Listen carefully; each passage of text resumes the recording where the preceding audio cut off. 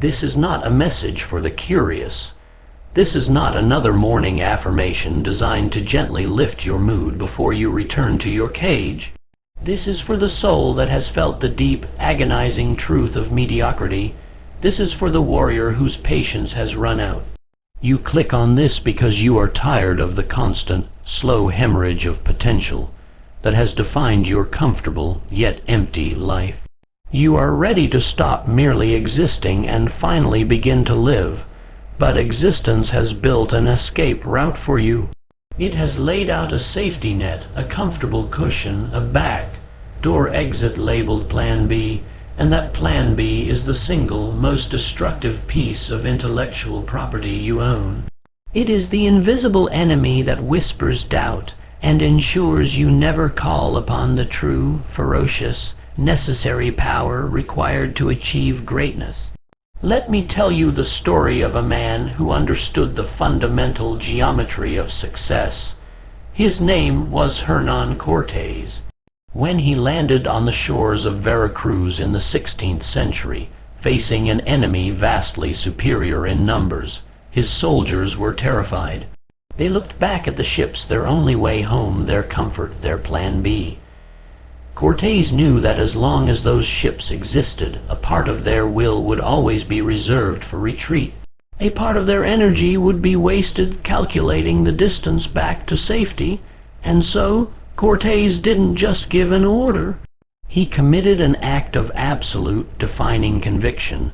He gave the command, "Burn the boats." The sight of the hulls turning to ash, the smoke rising into the sky, was the ultimate declaration. It stripped them of the illusion of choice. Failure was no longer an option. Retreat was impossible. They had one path advanced. They had to win, or they would die on that shore. This is the energy, this is the decision, that transforms a dreamer into a conqueror. This is the raw force of commitment that every single person who has ever achieved the impossible has had to invoke. You are looking for a magical secret, a shortcut, a hidden technique. I am telling you the secret is the destruction of your exits. It is the absolute necessity of having no Plan B. Stop calculating the risk. The risk is not in the jump. The risk is in the perpetual, numbing cycle of preparing to jump, only to retreat to the familiar ledge.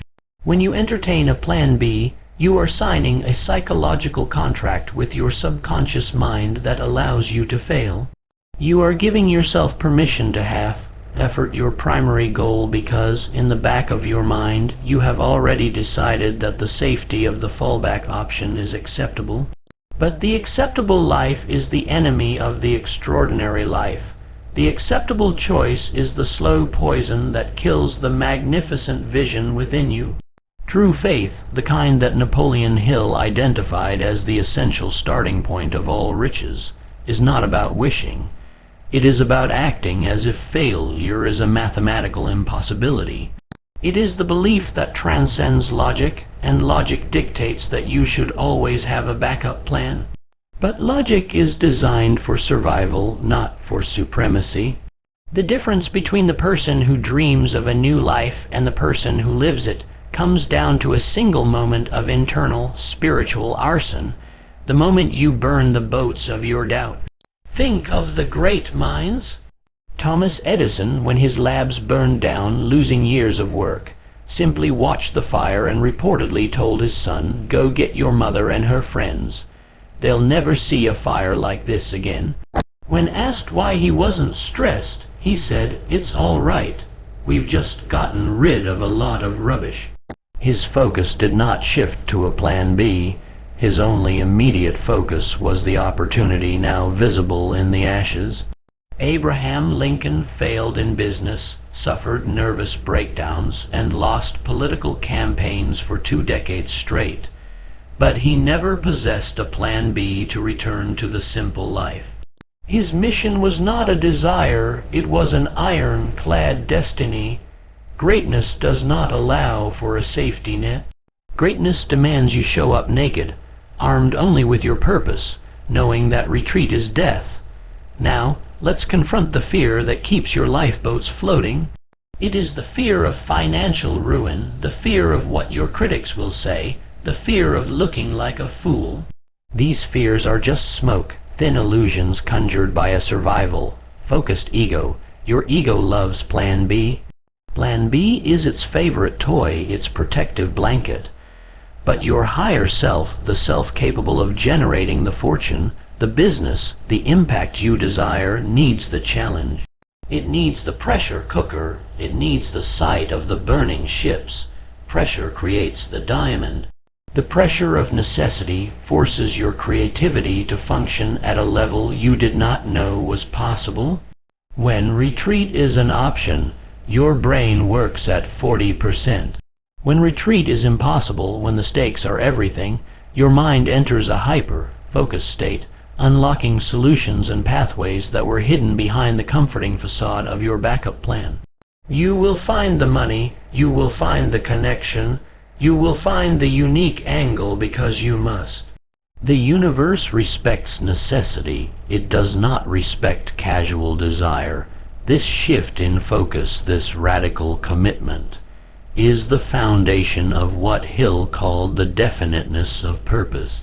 A definite purpose is not a vague wish to be rich. It is a precise plan backed by a burning desire where every action you take is aligned with the outcome and every non-aligned action is purged. When you burn the boats, you are performing the ultimate purge. You are eliminating every distraction, every potential escape route, every moment of wasted energy that could be spent advancing. This is not about being reckless. It is about being intentional to the point of no return. The world rewards those who stand on the edge of the cliff and declare that they will fly, knowing they cannot simply climb back down.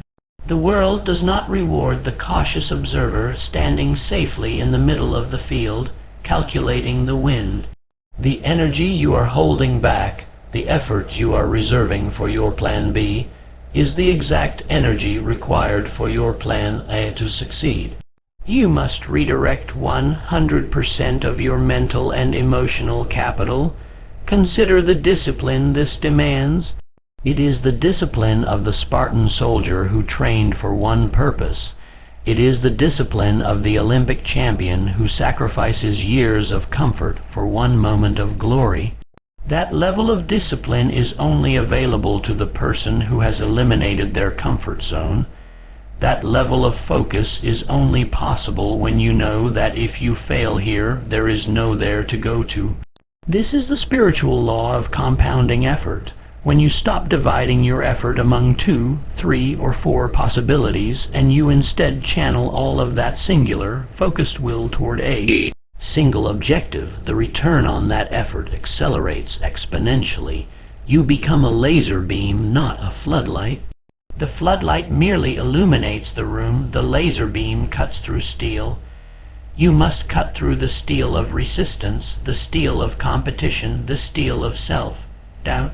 And that requires total, undivided, unreserved focus. This decision, the burning of the boats, must happen within your mind before it manifests in your reality. You may not be able to quit your job today, but you can burn the mental boats of your dependence on it. You can decide right now that it is a temporary resource, an energy source you are using to build your real empire, and that its tenure has a hard deadline. You must make the psychic break. The break is in declaring your new purpose with such conviction that your old self, your limited self, your Plan B self, ceases to exist. You are forging a new identity. This new identity does not entertain compromise. It does not negotiate with fear. It operates from a state of knowing, a state of faith that the resources necessary for your total victory will appear because your necessity for them is absolute. This is the engine room of the mastermind principle. You attract the talent, the wealth, the ideas, and the synchronicity required because your commitment has generated a vacuum that the universe must rush to fill. You created the space by destroying your safety net. Let us now walk to the shore together.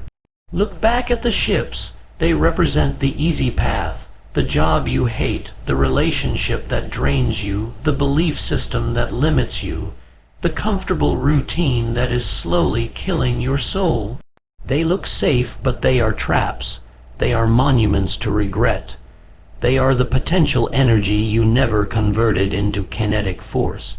Take a deep, final breath and watch them go up in smoke. Hear the crackling of the wood, the snapping of the masts. Feel the heat of that final, irreversible choice on your face. This is not loss. This is liberation. You are not sacrificing security. You are forging an unbreakable will. Your journey is not a suggestion. It is a destiny.